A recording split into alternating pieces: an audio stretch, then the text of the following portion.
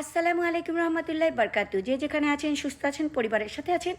আমি Shahida, Atlanta Georgia, US থেকে সবাইকে মোনাজাতে রাখি, আমাকেও মোনাজাতে রাখবেন।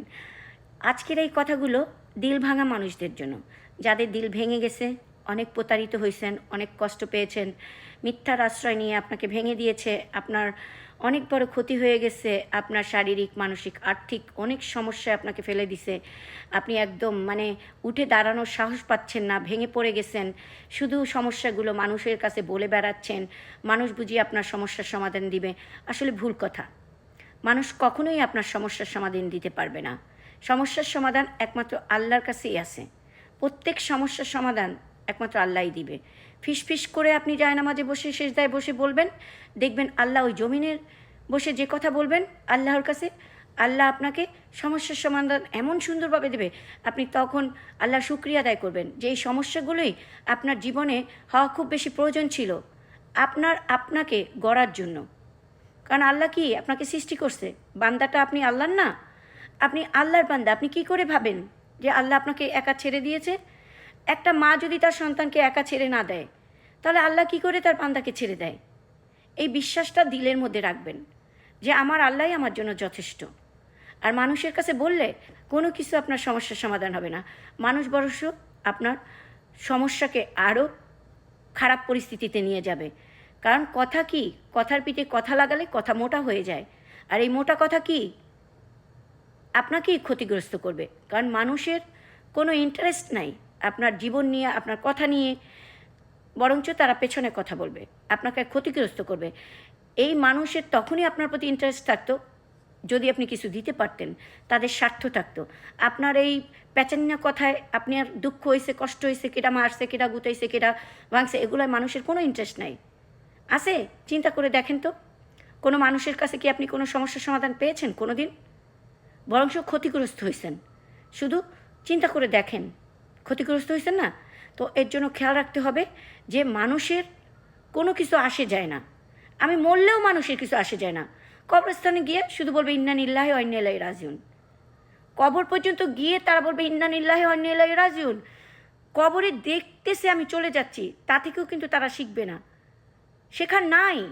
তাদের বিবেক কি? বুদ্ধিহীন, বিবেক বুদ্ধিহীন।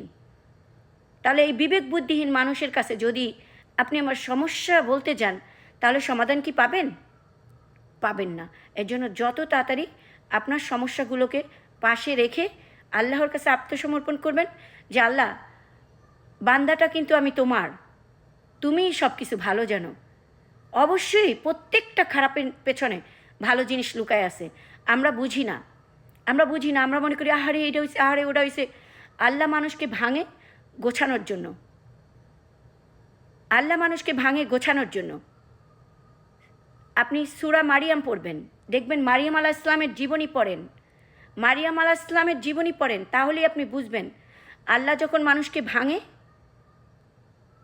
ভাঙে তাকে সম্মানিত করার জন্য, আল্লাহর কাছে নেওয়ার জন্য, আল্লাহ তাকে রহমতের চাদরে জড়িয়ে রাখার জন্য।